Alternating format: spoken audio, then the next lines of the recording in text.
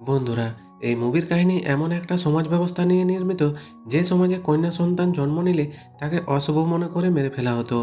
এর ফলে সেখানকার পুরুষেরা বছরের পর বছর ধরে অনেক খোঁজাখুঁজি করেও বিয়ে করার জন্য কোনো মেয়ে খুঁজে পেত না। কিন্তু হঠাৎই একদিন সেই গ্রামে একটি মেয়ের দেখা মিলে। গ্রামের মোড়ল তখন মেয়েটির বাবাকে অনেক টাকা যৌতুক দিয়ে তড়িঘড়ি করে তার 5 ছেলের সঙ্গে মেয়েটির বিয়ে করিয়ে নেয়। এরপর রাত হলে সেই মোড়ল নিজেই চলে আসে তার 5 ছেলের খাবার একাই খেয়ে নিতে। তো এরপর সেই মেয়েটির সাথে কি হয়, আর বছরের পর বছর ধরে গ্রামের সবাই ওই ক্ষুধার্ত পুরুষেরা যখন মেয়েটির কথা জানতে পারে তখনই বা কি হয়, জানতে হলে দেখুন পুরো ভিডিও। মুভির শুরুতে আমরা একজন মহিলাকে দেখতে পাই যে বাচ্চা প্রসব করছে, আর ঘরের বাইরে বসে একজন লোক খুব প্রার্থনা করছে। বাচ্চার কান্নার শব্দ শুনে সবাই হাসতে থাকে। তখন ঘর থেকে দাইমা বেরিয়ে এসে বলে মেয়ে হয়েছে। এ কথা শোনা মাত্রই সবার যেন হাসি থেমে যায়, কারণ কন্যা সন্তান জন্ম নেওয়াটা ছিল তাদের জন্য লজ্জা অপমানের। তাই তো সেই পিতা সেই কন্যা সন্তানটিকে গামলা ভর্তি দুধের মধ্যে ডুবিয়ে দিয়ে মেয়েটিকে মেরে ফেলে, আর প্রার্থনা করে পরের জন্মে যেন তার এই মেয়ে একজন ছেলে হয়ে জন্মায়। এটাই ছিল তাদের বিশ্বাস। তো বছরের পর বছর ধরে এই সমাজে এমনটাই ঘটতে থাকে, আর এইভাবে করে কেটে যায় বহু বছর। পরবর্তী দৃশ্যে আমরা দেখতে পাই এই গ্রামে আর কোনো মেয়ে অবশিষ্ট নেই। সেই গ্রামের পুরুষের মনোরঞ্জন করার জন্য ঠিক এইভাবে করেই মেয়ে সেজে স্টেজে উঠে পুরুষদের মনোরঞ্জন করে। আর এই সমাজের পুরুষেরাও মেয়ে রূপে পুরুষদের এমন কোমর দোলানো দেখে আনন্দ ফুর্তি করতে থাকে। কম বয়সী পুরুষ যারা নাচ দেখে শিহরিত হয় তারাও পুরুষ। সব জায়গায় শুধু পুরুষ আর পুরুষ, কোথাও কোনো নারী নেই। তো এরপরে এই গ্রামের মোড়লের পরিবারকে দেখানো হয়। ইনি হলেন রামচরণ, মানে গ্রামের মোড়ল। তার স্ত্রী বহু বছর আগে মারা গিয়েছে, যিনি তার ছেলেদের খুব গলা উঁচু করে বলে, তোমাদের মা মারা যাওয়ার পর আমি তোমাদের কথা ভেবে আর কখনো বিয়ে করিনি। আসল কথাটা হলো সে বিয়েটা করবে কি করে? এই গ্রামে তো কোনো মেয়েই নেই। এই মোড়লের হলো 5 জন ছেলে, যাদের মধ্যে 4 জনেই আবার বিয়ে করার জন্য রোজই খুব লাফালাফি করে, বাবার সাথে ঝগড়াও করে। কিন্তু বাবা বেচারা কি করবে, গ্রামের মেয়ে তো দূর, মেয়েদের সালোয়ার কামিজ অব্দি নেই। তো মোড়লের 5 নম্বর ছেলে, যে হলো নম্র ভদ্র, তার নাম হলো সুরাজ। সে খুব লাজুক প্রকৃতির, তাই সে বিয়ে নিয়ে ভাবলেও সেটা সে কখনো প্রকাশ করে না। মোড়লের পরিবারে আরও একজন ছেলে আছে, যে বাথরুম থেকে এসে হাত না ধুয়ে রান্না করে সবাইকে খাওয়ায়। তার নাম হলো রঘু। তো যাই হোক, পরের দৃশ্যে দেখি মোড়ল গ্রামের পণ্ডিতকে ডেকে নিয়ে এসে বলে, আজ 10 বছর হয়ে গেল, আপনি আমার ছেলেদের জন্য একটা মেয়েও খুঁজে বের করতে পারেননি। জবাবে পণ্ডিত মশাই বলে, এই গ্রাম তো দূরের কথা, আশেপাশে 14 গ্রাম আমি ঘুরে দেখেছি, কিন্তু কোথাও কোনো মেয়ে তো দূরের কথা, 80 বছরের বুড়িও আমি খুঁজে পাইনি। তো এই বেটা পণ্ডিত আবার শরবত খেতে খুবই পছন্দ করত, আর তার শরবত হতে হবে খুব মিষ্টি, তবে হালকা নোনতা, মানে লবণ দিতে হবে আর কি। তো রঘু আবার পণ্ডিত মশাইয়ের জন্য খুব যত্ন করে গ্লাসে হালকা মুতে দিয়ে পণ্ডিত মশাইয়ের জন্য স্পেশাল শরবত বানিয়ে নিয়ে আসে। কারণ আর কিছু না, এটা এক ধরনের প্রতিশোধ। কারণ বেটা পণ্ডিত যে কোনো কারণ ছাড়াই রঘুকে সবসময় বোকাঝোকা করতো। তো বোঝো এবার ঠেলা কেমন লাগে। তো যাই হোক, তো পণ্ডিত শরবত খেয়ে আবারও বেরিয়ে পড়ে মেয়ে খুঁজতে। এইদিকে রাত হলে গ্রামের সকল মানুষ তাদের মনোরঞ্জন করার জন্য চলে আসে একটি বাড়িতে ভিসিআরে মুভি দেখতে। এই মুভি আবার যেমন তেমন কোনো মুভি নয়, এটা হচ্ছে সেই সিনেমা যা দেখলে পুরুষদের 3 নম্বর পা জেগে ওঠে যুদ্ধে যাবার জন্য। তো এই জনপ্রিয় সিনেমা দেখতে দেখতে সেখানে জওয়ানদের পাশাপাশি কিছু বৃদ্ধ লোকও আসে। আর একজন বৃদ্ধ লোক তো সিনেমার নায়িকাকে কষ্টে এরকমভাবে চিৎকার করতে দেখে এসে নিজেই কেঁদে ফেলে। এই সিনেমা ঘরে গ্রামের মোড়ল রামচরণের বড় ছেলে রাকেশও ছিল। তো রাকেশ এই সিনেমা দেখে তোমাদের মতো নিজেকে আর কন্ট্রোল করতে পারে না, তাই তো সে দ্রুত চলে আসে পাশের একটি গোয়াল ঘরে। সেখানে এসে গোয়াল ঘরে নোংরা কাজ করে, যা করা কখনোই উচিত ছিল না।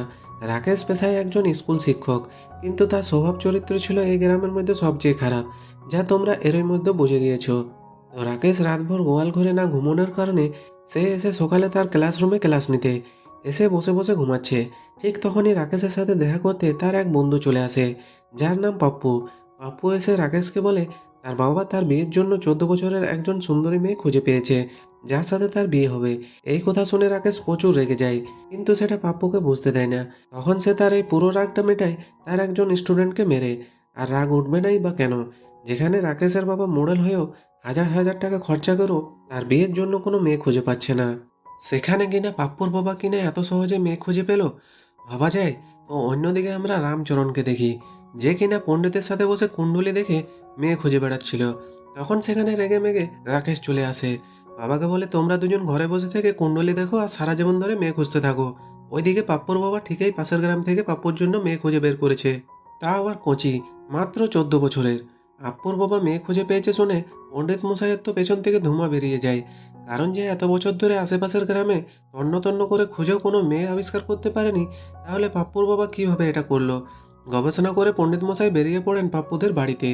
পাপ্পুর বাবার কাছে এসে পণ্ডিত মশাই জিজ্ঞাসা করে, তুমি নাকি মেয়ে খুঁজে পেয়েছো? জবাবে পাপ্পুর বাবা বলে, এই তো পাশের গ্রাম থেকে পেয়েছি, আপনার আশীর্বাদেই তো পেলাম। বিয়ের জন্য মেয়ের বাবাকে অনেক টাকা যৌতুক দিতে হচ্ছে। সব শুনে পণ্ডিতের মনে এমনিতেই হিংসে হচ্ছিল। এরই মধ্যে পাপ্পুর বাবা তখন পণ্ডিতকে দায়িত্বটা দেয় বিয়ে করানোর। এরপরে আমরা দেখতে পাই বিয়ের আনন্দে পাপ্পু তো পাগলা ডান্স দিচ্ছিল। এদিকে সেই গ্রামে সব ছেলেরা মিলে সেই মেয়েটিকে দেখছিল, কারণ তারা তাদের জীবনে এই বাস্তবে এই প্রথমবার কোনো মেয়েকে দেখেছে। বহু বছর পরে তাদের গ্রামে একটা বিয়ের আয়োজন হচ্ছে। নববধূকে দেখে তো গ্রামের ছেলেদের কলিজা ফেটে যাচ্ছে। এরই মধ্যে পণ্ডিত বিয়ের অনুষ্ঠান শুরু করতে যাবে। এমনি মেয়ের বাবা ছেলের বাবাকে নিয়ে স্টেজের পেছনে নিয়ে চলে আসে। তখন আমরা দেখতে পাই মেয়ের বাবাকে ছেলের বাবা গত 2 লক্ষ টাকা ও দুটো দুধের গায়ে দিচ্ছে যৌতুক হিসাবে। অন্যদিকে আমরা আরও একটি সিন দেখতে পাই, পণ্ডিত মশাইয়ের কানে কানে কেউ একজন এসে কিছু একটা বলে দিচ্ছে। তো যাই হোক, বিয়ে সম্পূর্ণ করার জন্য ছেলে ও মেয়েকে উঠে দাঁড়াতে বলে 7 পাকের জন্য। যখন এই মেয়েটি 7 পাক ঘুরতে পণ্ডিত মশাইয়ের কাছে আসে, পণ্ডিত মশাই তখন টেনে মেয়েটির পায়জামা খুলে দেয় সকলের সামনে। আর আমরা তখন দেখতে পাই এটা আসলে একটা মেয়ে নয়, সে আসলে একটা ছেলে। মানে একজন ছেলেকে মেয়ে সাজিয়ে অন্য একজন ছেলের সাথে ধুমধাম করে বিয়ে দেওয়া হচ্ছিল। এই গ্রামের লোকেরা বিয়ের জন্য মেয়ে না পেয়ে তাদের মস্তিষ্ক এতটাই বিকৃত হয়ে গিয়েছিল যে তাদের সেই বিশেষ চাহিদা পূরণের জন্য গরু অথবা পুরুষ একটা কিছু হলেই হলো। তো যাই হোক, এর পরের স্থানে আমরা দেখতে পাই পণ্ডিত মশাই অন্য একটা গ্রামে যায় পুজো করার জন্য। সেদিন পুজো করতে করতে অনেক রাত হয়ে গেলে পণ্ডিত মশাই সেই গ্রামেই থেকে যায়। ভোর হলে সে ঘুম থেকে জেগে উঠে হাত মুখ ধুতে একটা পুকুরের সামনে আসে। ঠিক তখনই তার কানে একটি মেয়ের গানের আওয়াজ আসতে থাকে। পণ্ডিত চমকে ওঠে, সে খুঁজতে থাকে এমন সুরেলা আওয়াজ কোথার থেকে আসছে। সেই সুরের পিছু নিয়ে পণ্ডিত মশাই একটি জঙ্গলে এসে যায়। এখানে এসে তার চোখের সামনে যা দেখতে পায় তা দেখে সে পুরো চমকে যায়। সে দেখে গাছের উপরে চড়ে একটি মেয়ে ফল খাচ্ছে আর গান গাইছে। তখন সেই মেয়েটিও পণ্ডিতকে দেখে ফেলে। মেয়েটি তখন নিজেকে লুকাতে দ্রুত বাসায় এসে লুকায়, কিন্তু পণ্ডিত তখন মেয়েটির পিছু নিয়ে তার বাসা চিনে ফেলে। পণ্ডিত মশাই তখন দেখে মেয়েটির বাসা বাইরে থেকে তালা মারা, কিন্তু পাশে থাকা একটি মই দেখে পণ্ডিত বুঝতে পারে এই মইটি দিয়ে মেয়েটি যাতায়াত করে। পণ্ডিত তখন সেই মই বেয়ে মেয়েটির বাড়িতে ঢুকতে নেয়। ঠিক তখন এই বাড়ির ভেতর থেকে মেয়ের বাবা একটি লাঠি নিয়ে পণ্ডিতকে মারতে এগিয়ে আসে। মারের ভয়ে পণ্ডিত তখন মন্ত্র যুক্তি শুরু করে আর বলে, আমি একজন পণ্ডিত, আমি তোমার সাথে একটু কথা বলতে চাই। পণ্ডিতের পরিচয় পেয়ে মেয়ের বাবা তাকে ভিতরে আসতে বলে। ভিতরে এসে পণ্ডিত মশাই মেয়েটির নাম জানতে চায়। তখন মেয়েটির বাবা বলে তার নাম কালকি। পণ্ডিত তখন বলে, তুমি এত সুন্দর একটি মেয়েকে কিভাবে এতদিন ধরে লুকিয়ে রেখেছো? তখন কালকির বাবা বলে, যদি আমি এতদিন ধরে আমার মেয়েকে লুকিয়ে না রাখতাম তাহলে এই গ্রামের মানুষরা আমার মেয়েকে আর আস্ত রাখতো না। পণ্ডিত মশাই তখন কালকির বাবাকে বলে, তুমি কালকিকে একটি বড় ঘর থেকে বিয়ে দিয়ে দাও। আমার কাছে এমন একটা বড় ঘর আছে যেখানে তুমি কালকিকে বিয়ে দিয়ে দিলে তুমি সম্পূর্ণ নিরাপদে থাকবে। বিনিময়ে তুমি 1 লক্ষ টাকা আর গাভী পাবে। 1 লক্ষ টাকা আর একটির সাথে গাভীর কথা শুনে কালকির বাবা তো পারলে নিজেই বিয়ে করে নেয়। তো যাই হোক, সেই বাসা থেকে বের হয়ে দ্রুত গতিতে রামচরণের বাসায় এসে যায়। বাসায় এসে রামকে বলে, আমি একটা মেয়ের সন্ধান পেয়েছি, যাকে দেখতে এখনই তোমাকে বের হতে হবে। মেয়ে খুঁজে পাওয়া গেছে শুনে রামচরণ তো খুশিতে অবাক হয়ে যায়। সে দ্রুত তার বড় ছেলে রাকেশকে খুঁজতে থাকে, কারণ রাকেশের বিয়ের জন্য বেশি লাফাচ্ছিল। কিন্তু রাকেশ তো তখন বাড়িতে না থাকায় রামচরণ তখন তার ছোট ছেলে সুরজকে বলে রাকেশের ছবি নিয়ে যেতে, আর দ্রুতই তারা বাড়ি থেকে বেরিয়ে যায়। তো এরপর আমরা দেখি রামচরণ কালকির বাসায় এসে কালকির বাবাকে তার ছেলে রাকেশের ছবি দেখায়। কিন্তু রাকেশের ছবি দেখে মেয়ের বাবার একদমই পছন্দ হয় না, কারণ পুলিশের পোশাক পরে ছবি তোলার পরও রাকেশকে দেখতে ডাকাতের মতোই লাগছিল। তো কালকির বাবা রামকে প্রস্তাব দেয়, আমি আমার মেয়েকে আপনার ছোট ছেলে সুরজের সাথে বিয়ে দিতে চাই। এই কথা শুনে রামচরণ তখন সেখান থেকে উঠে চলে যায়, কারণ সেটা বেশ ভালো করে জানে যে রাকেশকে রেখে তার অন্য কোনো ছেলের সাথে কালকের বিয়ে করায় এটা রাকেশ কখনোই মেনে নেবে না, কারণ তার মতো জানোয়ার এই জগতে মনে হয় একটিও নেই। তো ফিরে যাওয়ার সময় রামচরণের মাথায় হঠাৎ কিছু একটা খেলে যায়, তাই সে সুরজকে বলে গাড়ি আবার কালকের বাড়িতে নিয়ে যাও। এখানে এসে রামচরণ তখন কালকের বাবাকে 1 লক্ষ নয়, মোট 5 লক্ষ টাকা আর 5টি গরু দেয়। এতগুলো টাকা আর গরু দেখে কালকের বাবা তো দিশেহারা হয়ে যায়। রামচরণ এতগুলো টাকা কেন দেয় সেটা জানতে তোমাদের নিয়ে এলাম বিয়ের অনুষ্ঠানে। তো বিয়ের অনুষ্ঠানে এসে আমরা দেখি কালকের বিয়ে কোনো একজনের সঙ্গে নয়, কালকের বিয়ে হচ্ছে রামচরণের 5জন ছেলের সাথে, মানে 1 বধূ আর 5 স্বামী। সবাই করবে কাড়াকাড়ি। যাই হোক, বিয়ে তো হলো, এবার বাসর হবে কিভাবে? 5 জন একসাথে না একজন একজন করে? 5 জন নাকি একদিন একদিন করে 5 জনের মধ্যে ভাগাভাগি হবে। দেখা যাক কি হয়। বিয়ের পর সব ভাইরা মিলে খুবই আনন্দে মেতে ওঠে, খুশিতে ঝাঁপ দেয়, একসাথে ঘোলা পানি খাইতে থাকে। রাকেশ তার বাবাকে জড়িয়ে ধরে কৃতজ্ঞতা জানায় এই দুর্ভিক্ষের আমলে তাদের 5 ভাইয়ের জন্য একটা বউ জোগাড় করে দেবার জন্য। কিন্তু রামচরণকে দেখে তেমন একটা সুবিধার মনে হচ্ছিল না। বোঝাই যাচ্ছিল তার মাথায় কিছু একটা বদমতলব ঘুরছিল। তো যাই হোক, ছেলেরা সবাই মিলে এটাই সিদ্ধান্ত নেয় সপ্তাহের 5 দিন কালকি 5 ভাইয়ের সাথে থাকবে, আর বাকি থাকে 2 দিন। এই 2 দিন কি কালকি মুক্তি পাবে? না, তা কি করে হয়? কারণ এতগুলো টাকা দিয়ে যে কালকিকে কিনে নিয়ে এসছে, তাই তো তারা ওই 2 দিন যেভাবে পারে কালকিকে ভোগ করবে। এদের এসব কথা শুনে মনে হচ্ছিল কালকি কোনো মানুষ নয়, সে একজন পশু যাকে সবাই ছেড়ে নিচে খাবে। তো ছেলেদের এমন বেহিসাবি ভাগ বাঁটবার আলোচনা শুনে রামচরণ রেগে ফেটে পড়ে। জীবনের শেষ বয়সে এসে আমি কি তোদের কাছ থেকে এসব প্রতিদান পাবো? তোদেরকে সেই ছোট্ট রেখে তোদের মা মারা গিয়েছে, তোদের কি তোদের বুড়ো বাপটার কথা একটুও চিন্তা করিস না? ছেলেরা কিছু বুঝে উঠতে পারে না। ছেলেরা জিজ্ঞাসা করে, আচ্ছা তুমি কি চাও? তো এর পরের সেনে আমরা রামচরণকে দেখি বাসর ঘরে, মানে ছেলেদের মুরব্বী হিসেবে বাপ এসছে লাল ফিতা কাটতে। তো রাতে জোর করে রাম তার লীলা চালায়। ভোর হতে বাসার সব কাজ কালকির উপর চাপিয়ে দেওয়া হয়। আর রাত হলে রাকেশ চলে আসে কালকিকে কলঙ্কিত করতে। আবারও ভোর হলে কালকিকে পাঠিয়ে দেওয়া হয় গোয়াল ঘরে দুধ দেওয়াতে। এর আগে কখনোই কালকি এইসব কাজ করেনি। দুধ দোয়াতে গেলে গরু কালকিকে লাথি মারতে আসে। এইসব কিছু দেখতে পেয়ে সুরেশ তখন চলে আসে কালকিকে সাহায্য করতে, আর সে নিজেই গরুর দুধ দিয়ে দেয়। কালকির তো এভাবে দিন ফুরাইতে থাকে, আর প্রতি রাতে কোনো না কোনো ভাই কালকিকে ভোগ করছে। সবার কাছ থেকে যখন কালকি নোংরা আচরণে অত্যাচারিত হচ্ছে, অন্যদিকে সুরেশ প্রতিদিন কালকিকে কোনো না কোনো কাজে সাহায্য করে যাচ্ছে। এতে করে আমরা বুঝতে পারি রামচরণের 5 জন ছেলের মধ্যে বড় 4 জন হলো পশু, আর ছোট ছেলেই হলো মানুষ। তো সপ্তাহের শেষ দিন সুরজের পালা আসে কালকির ঘরে থাকার জন্য। সুরজ যখন কালকির ঘরে আসে, তখন সে বুঝতে পারে তার বাপ ভাইয়ের অমানসিক নির্যাতনে কালকি অলরেডি অসুস্থ হয়ে পড়েছে। তাই সে কালকিকে সেবা সুস্থ করতে থাকে। এইসব কিছু দেখে ধীরে ধীরে সুরজকে কালকির ভালো লাগতে থাকে, আর এক পর্যায়ে এসে সুরজকে ভালোবেসে ফেলে। এতে করে কালকি বাড়ির সব অমানুষদেরকে ধীরে ধীরে দূরে সরিয়ে দিতে থাকে। কাউকে সে তার শরীরে হাত দিতে দেয় না। অন্যদিকে সুরজের সাথে কালকের সম্পর্ক আরও বেশি মধুর হয়ে ওঠে, যা খুব সহজে সকলের চোখে লেগে যায়। বাড়ির অন্যান্যরা সূর্যের সাথে কালকের এমন মেলামেশাতে সহ করতে পারে না। সুরজের বাবা তো ছোটখাটো নানা ব্যাপারে সুরজকে চড় মারতে থাকে, কিন্তু তবু দিন প্রতিদিন সুরজের সাথে কালকের সম্পর্ক যেন আরো বেশি মধুর হয়ে ওঠে, যা কেউ মেনে নিতে পারে না। তো একদিন সুরজ যখন শহর থেকে বাড়ি ফিরছিল, আর শহর থেকে কালকের জন্য নতুন একটা শাড়ি কিনে আনে, বাড়ির দিকে আসতে থাকে, ঠিক তখনই তার ভাইয়েরা সুরজের মাথায় বাড়ি মেরে তাকে মেরে ফেলে। এদিকে তার লাশটা নিয়ে নদীতে ফেলে দেয়। এদিকে পুলিশ যখন সুরজের লাশের ময়নাতদন্ত করার অনুমতি নিতে যায়, রাকেশ তখন পুলিশকে বলে তারা তাদের ভাইয়ের লাশ কাটাছেঁড়া করতে দেবে না, কারণ তারা চায় না যে তার ভাই কাটাছাড়া অবস্থায় স্বর্গে যাক। ভাইয়ের প্রতি এমন দরদ দেখে তো আমি অবাক। অন্যদিকে কালকি সুরজের মৃত্যুর খবর শুনে কালকির পুরো মনটাই ভেঙে পড়ে, কারণ তাকে বোঝার মতো ভালোবাসার একজন মানুষই ছিল, সেও তাকে কিছু না বলেই চলে গেল। তো এর পরের দিন থেকে কালকির উপর আবারও চলতে থাকে অমানবিক নির্যাতন। তাই কালকি বাধ্য হয়ে কাজের ছেলে কুকুর হাতে দিয়ে একটা চিঠি লিখে তার বাবাকে পাঠায়। চিঠি পাওয়া মাত্রই কালকির বাবা সেই বাসায় চলে আসে। মেয়ে বিক্রির টাকায় সে ইদানিং টয়টা গাড়িতে ঘুরে। পরের সিনে আমরা দেখি রামচরণ কালকির বাবাকে আরও 1 লক্ষ টাকা ও একটা গাড়ি দেয়। আসলে ব্যাপারটা হলো কালকি তার বাবাকে চিঠি লিখে বলেছিল, বাবা, এই বাড়িতে আপনি যাদের সাথে আমার বিয়ে দিয়েছেন তারা বাদেও আমার শ্বশুর এসে নিয়মিত আমার সাথে খারাপ কাজ করে। তাই কালকি তার বাবার কাছে সাহায্য চেয়ে চিঠি পাঠিয়েছিল। চিঠি পাওয়া মাত্রই কালকির বাবা চলে আসে। তবে সে তার মেয়েকে রক্ষা করতে নয়, সে আসে রামচরণ যে তার মেয়ের সাথে থাকে এর বিনিময়ে 1 লক্ষ টাকা ও একটি গাভী নিতে, আর সেটা নিয়ে সে চলেও যায়।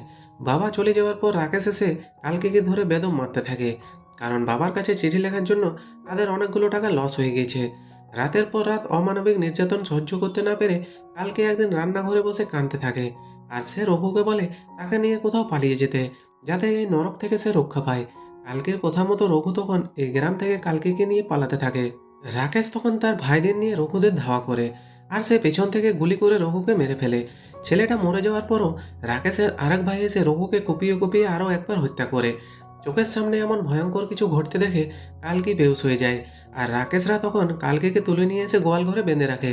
অন্যদিকে রঘুর পরিবারে রঘুর চাচা ও এক ভাই ছিল, তাই তারা রঘুর হত্যার বদলা নেবার জন্য রাতের অন্ধকারে গোয়াল ঘর দিয়ে চুপি চুপি তারা রামচরণের বাড়িতে ঢুকতে নেয়। গোয়াল ঘরে এসে রঘুর চাচা দেখতে পায় কালকিকে ওরা বেঁধে ফেলে রেখেছে। কালকিকে দেখতে পেয়ে ওর চাচা বলে ওঠে, এই মেয়ের জন্য রঘু মারা গিয়েছে, তাই এর সর্বনাশ করে আমি রঘুর হত্যার বদলা নেব, এই বলে কালকেকে ধর্ষণ করে। তো রামচরণের বাড়িতে কাজের জন্য একটি নতুন ছেলেকে রাখা হয়, যার নাম সুখা। সুখাও রঘুর মতো ভালো ছিল। তো কালকিকে বাঁধা অবস্থায় দেখে তার খুব মায়া লাগে। সে লুকিয়ে লুকিয়ে কালকিকে খাবার খাওয়াতো। অন্যদিকে রঘুর চাচা দিনের বেলায় গ্রামের সবাইকে খেপিয়ে তুলতো রামচরণের বিরুদ্ধে। আর রাত হলেই সে লুকিয়ে লুকিয়ে চলে আসতো কালকির সর্বনাশ করতে। আর তাছাড়া রামচরণের ছেলেদের যখনই যার মন চাইতো, সে তখন এসে কালকির সর্বনাশ করে যেত। তো এভাবে দিনের পর দিন নির্যাতিতা হতে থাকে কালকি। এর ফলে কালকি খুব অসুস্থ হয়ে পড়ে। আর একটা সময় সে গর্ভবতীও হয়ে পড়ে। এখানে ময়লার মধ্যে পড়ে থেকে তার পেটের বাচ্চা বড় হতে থাকে, যা দেখে প্রথমে রামচরণ মনে করে কালকির পেটে হয়তো খুব গ্যাস হয়েছে, তাই হয়তো পেটটা ফুলে গিয়েছে। তখন পণ্ডিত মশাই আসলে বুঝতে পারে কালকি আসলে প্রেগনেন্ট হয়ে গেছে। এটা শুনে সবাই খুশি হয়ে যায়, কারণ তারা পুত্র সন্তানের বাবা হবে বলে। মেয়ে যে হতে পারে এটা তারা ভাবতেই পারে না। তবে ঝামেলা বেঁধে যায় অন্য একটা বিষয় নিয়ে। তো বাচ্চার বাবা কে হতে পারে এটা কেউ বুঝতে পারছিল না, কারণ সবাই তো এই কাজে একই সাথে অংশগ্রহণ করেছিল। রাকেশ প্রথমে দাবি করে সেই এই সন্তানের পিতা। তখন এই জাতের পিতা রামচরণ ক্ষিপ্ত হয়ে বলে ওঠে, প্রথমে কে গিয়েছিল বাসর ঘরে? আমি। তাই আমি হলাম সন্তানের প্রথম পিতা। লাউ ঠেলা, বাচ্চার বাবা হতে গিয়ে এখন বাচ্চার ভাই হয়ে গেল। তো এরপর কালকেকে গোয়াল ঘর থেকে তুলে নিয়ে এসে খুব আদর যত্ন করতে থাকে রামচরণ। আর এই সব কিছু করতে থাকে একটি ছেলে সন্তানের জন্য। অন্যদিকে রঘুর চাচা ও রঘুর ভাইও জেনে যায় কালকি প্রেগনেন্ট। তাই তারা তখন খুশিতে পুরো গ্রামে ঢোল পিটিয়ে সবাইকে জানাতে থাকে এই বাচ্চার বাবা তারা। কারণ গোয়াল ঘরে তো প্রতি রাতে লুকিয়ে তারা কালকে সর্বনাশ করে যেত। তো রঘুর চাচা এরপর গ্রামের লোকজনদের সাথে নিয়ে চলে আসে রামচরণের বাড়িতে কালকেকে নিয়ে যেতে। রামচরণ তখন রেগে গিয়ে বাড়ির ভেতর থেকে একটা বন্দুক নিয়ে আসে, গ্রামবাসীর উপর গুলি চালাতে থাকে। রামচরণের ছেলেরা তখন বন্দুক নিয়ে ধাওয়া করতে থাকে। গ্রামবাসীদের উপর খুঁজতে থাকে রঘুর ভাই ও চাচাকে। এক পর্যায়ে তারা খুঁজে পায় রঘুর ভাইকে, আর সেখানেই গুলি করে তাকে মেরে ফেলে। রঘুর ভাইকে মেরে ফেলা হয়েছে শুনে গ্রামবাসীরা তখন উত্তেজিত হয়ে ওঠে। রঘুর চাচাও তখন গ্রামের ক্ষিপ্ত লোকেদের সাথে নিয়ে হামলা করে রামচরণের ছেলেদের উপর। দুই পক্ষের তুমুল মারামারিতে লিপ্ত হয়। গোটা গ্রাম যেন যুদ্ধে পরিণত হয়। গ্রামবাসীরা সংখ্যায় বেশি হওয়াতে রামচরণের ছেলেরা মারামারিতে পেরে ওঠে না।